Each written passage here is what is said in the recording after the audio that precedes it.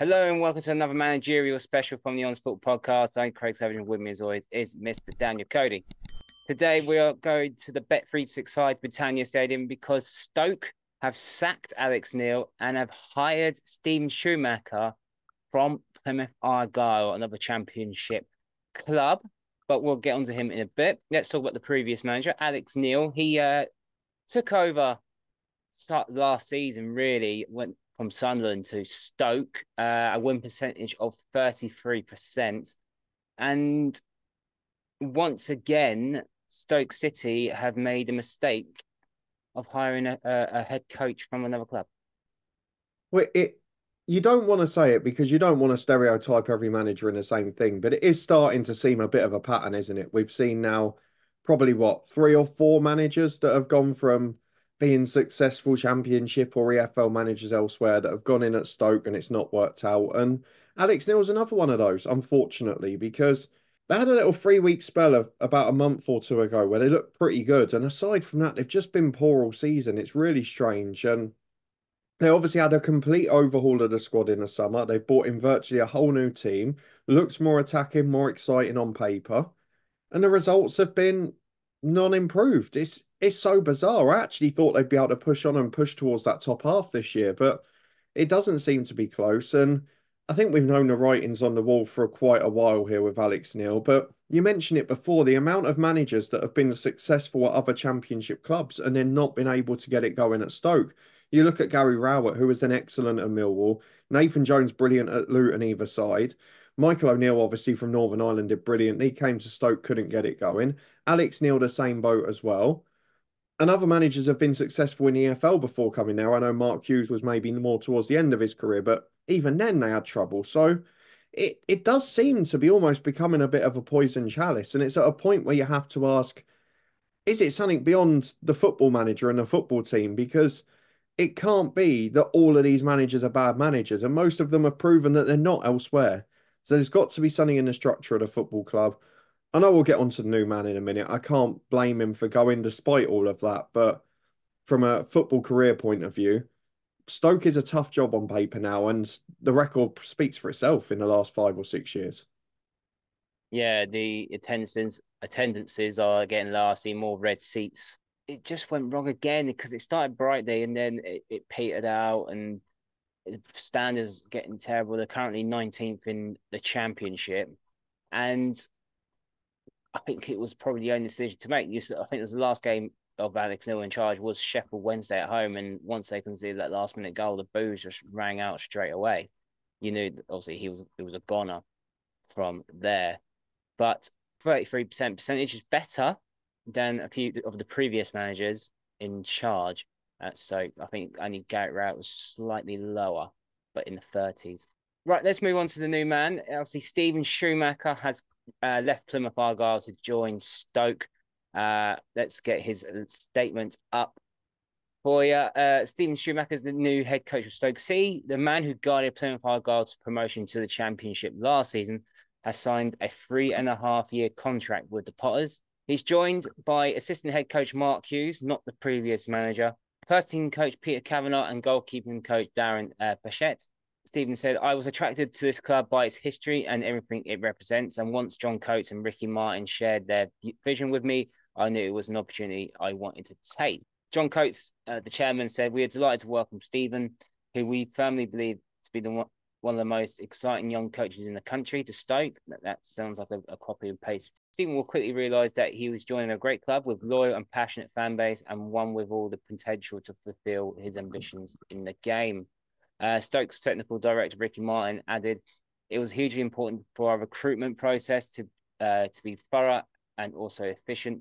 So to be announced our new head coach within 9 days is a pleasing result for everyone involved.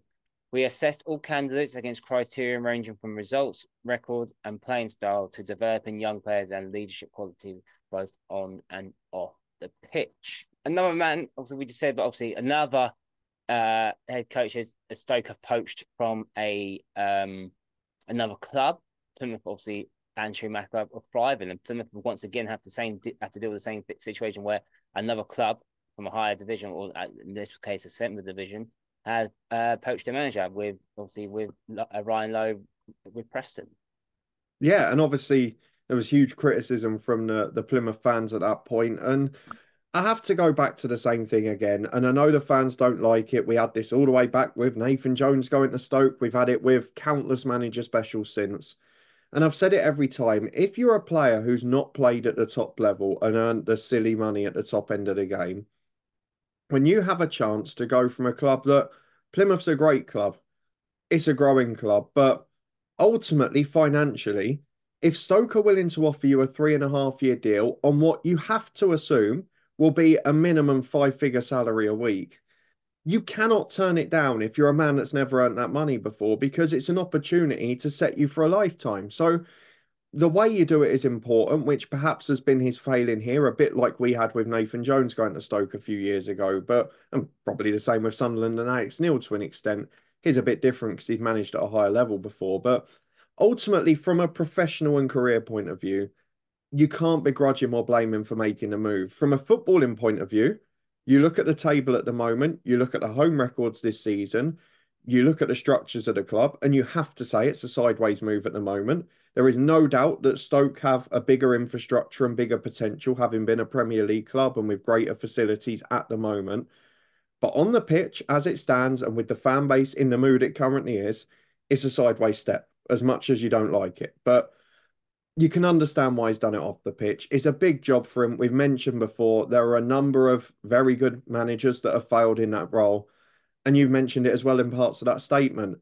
That young, exciting manager in the country was in the Nathan Jones statement. There's been other bits in the Gary Rowett one. There's been other bits in the Alex Neil one, such as leading the club from League One promotion last season, which he did with Sunderland. So they're all great sound bites. They all look like a great appointment. And I genuinely hope he is the man to break the trend because you don't want to see every manager go into a job and fail, but structurally, you have to ask questions because it can't be that every manager has been a poor one at Stoke. And you look at the team they've got on paper, it's relatively exciting. He did a great job at Plymouth. His win rate's over 50%. And after taking over from Ryan Lowe, if anything, they actually slightly improved overall. So I wish him well and I hope he does well, but there are still question marks for me about Stoke as a club rather than the Schumacher appointment individually. It's a tough one because obviously I feel like it's deja vu with Nathan Jones. Like the club are thriving, obviously, as you said, with Plymouth. And I don't see the benefit. I only thing I can see as a benefit is it's closer to home, And maybe, financially, it will benefit him, obviously. and financially benefit him. And obviously, it's very hard to compete with State's wages compared to Plymouth's wages, and that's. But obviously, they're both on a level playing field. Um, what does Schumacher obviously need to do to obviously improve the Stoke side? Well, the biggest thing is scoring goals because you look at them this season, they've scored less than one a game. There are only five sides in the division to do that, and all of the other four are four of the five below them. Defensively, they've not been as bad. They've got the best record in the bottom nine or so and a better record than Plymouth, ironically. But I guess all you can hope from a Stoke point of view is they've been pretty abysmal at home for the most part for probably 2 or 3 years now, which you go back to when we were growing up or when we were young adults watching football and Stoke were getting promoted, staying up under Pulis. It was one of the most feared stadiums for people to go in the country. Everyone talked. It was the famous cliche, wasn't it? The cold, wet, windy Tuesday night in Stoke. And now it's probably seen as one of the easiest trips in the championship, which is a baffling situation just 10 or so years on. So that's the biggest thing to address. And you look at his record at Plymouth, they've been abysmal on the road this season, but at home they've been exceptional. They've played attacking football. They're the second highest scorers at home in the championship behind Ipswich. And they've won games by outscoring the opposition and playing front-footed counter-attacking football, which there is no doubt that this Stoke side have got the qualities to do, given the rebuild it had in the summer. But the goals just seem to have dried up again, and there's completely no explanation for it. I mean, even go back to West Brom at the weekend. It was a crossed fluke that went in the top corner. Otherwise, didn't have a shot on target, didn't look like scoring. And I just don't know where the inspiration's coming from. I guess the positive he's got, if he can find a way. Lewis Baker's on his way back from injury. I think he played in the 21s. He was on the bench at the weekend. They've got people like Wesley and Vidigal who are good players but haven't found consistent form sitting on the bench at the weekend too. So if he can find a way to get those more, I guess, more scene flair attacking players into the team and find a bit of creativity. There is potential in that side, but it's got to be about scoring goals because that team on paper, as we've said so often with Stoke, shouldn't have one of the worst home records in the Championship and shouldn't be in the bottom five scorers. And that's been a problem not just for this season and not just under Alex Neil. That's been a problem for several years now. Let's have a look at the fixtures for Stoke. Starting on the 23rd, they got Millwall at home, Birmingham away, and Watford away for the rest of December. And then in January, on the January 1st, they got Ipswich at home for the FA Cup tie against Brighton. Two of them I'll say are winnable, two not winnable. Well, you look at it brutally at the minute of the Championship. I mean, Millwall were one of the few sides below them at home who, under a new manager, won their first game, haven't won since. You look at Birmingham, who have been largely in free fall since Wayne Rooney took over. Watford have been inconsistent, albeit are improving significantly now, and Ipswich are flying. But even after that Brighton game, they've then got Rotherham and Birmingham again. It's a big old month he's got now, and it's a real chance to pick up points. Thankfully for him, he'll be pleased to know he's not got to go to Plymouth the rest of this season, but they have got them at home right near the end of the year. I wonder, third game for the end of the season, could Stoke at home to Plymouth end up being a big one? It could well be still yet. But I look at the next month and think probably a bit differently to some of our recent manager specials where managers have come in with a tough start. This is a start where he's got an opportunity to pick up points and probably has to because I can't imagine them being able to do a huge amount in January when they've rebuilt the majority of the squad in the summer. I think there was a stage at the start of the window where they only had 7 or 8 players contracted still from last season. They had a proper overhaul. So it's about gelling these players, getting them together and working well. We mentioned there's a couple of key players coming back from injury, and they are players you would associate with a creative spark. I mean, there was a spell towards the end of last season where Lewis Baker was the only man scoring for Stoke for about 3 months. He's got that set piece quality and whatever as well. So that will add a little bit to the team, but he's got to pick up points because you look at the weekend, if they lose to Millwall, conceivably with other games, they could be in real relegation trouble because that's 19th v 20th. They're only 3 points clear of safety at the minute. They're going to have to pick up results in those next 2 games because Millwall and Birmingham are two of the sides realistically they've got to try and claw their way above if they want to be comfortable this year rather than in a relegation dogfight. Yeah, I think they're all tough games for Stoke. To be honest, it's you've got to win the crowd over straight away. Obviously, obviously Mill fans will turn up to that anyway, so they'll make it that atmosphere. So Stoke fans really need to turn up if they concede early, not to get obviously on booze straight away because it's a new man in charge. Whether they wanted to get rid of Alex Neil recently, that's up to them, but it's going to be tough. Birmingham are Open, I think, is the word you would choose. far too open. Yeah, Watford can either win handsomely or they can lose it by themselves. And then Ipswich are strong, very strong. But let's get to a prediction of how you think Steven Schumacher will do. 3.5 year contract. Let's start with the rest of the season. Well, rest of this season, I do think it's going to be quite tough for Stoke because there's nothing to suggest that there's going to be any momentum anytime soon. I think their saving grace is that there's 3 or 4 pretty poor teams below them.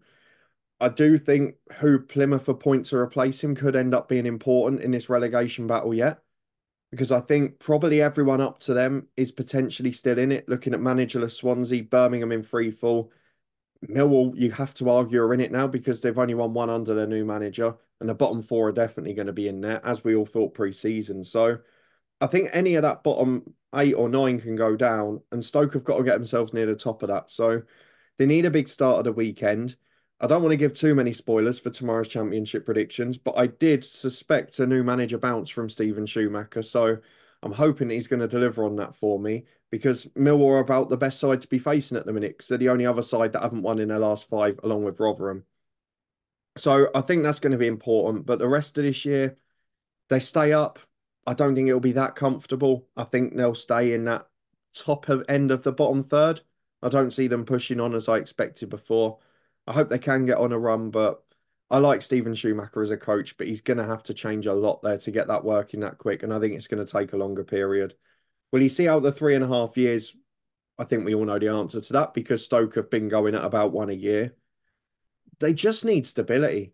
But they need a coach that's going to give them some inspiration. And I guess the one benefit Schumacher's perhaps got based on what we've seen at Plymouth is that they are going to be aggressive and attacking. And yes, that's meant Plymouth away from home have been poor this year under him, but they've been expansive. They've tried to score goals, and at home they've done that with aplomb. So he's got to try and do the same here. And that, I think, will buy him a bit more time with the fans compared to Alex Neil, particularly Michael O'Neill, where they played quite defensively and to an extent under Jones as well. So I do think he'll get a little longer.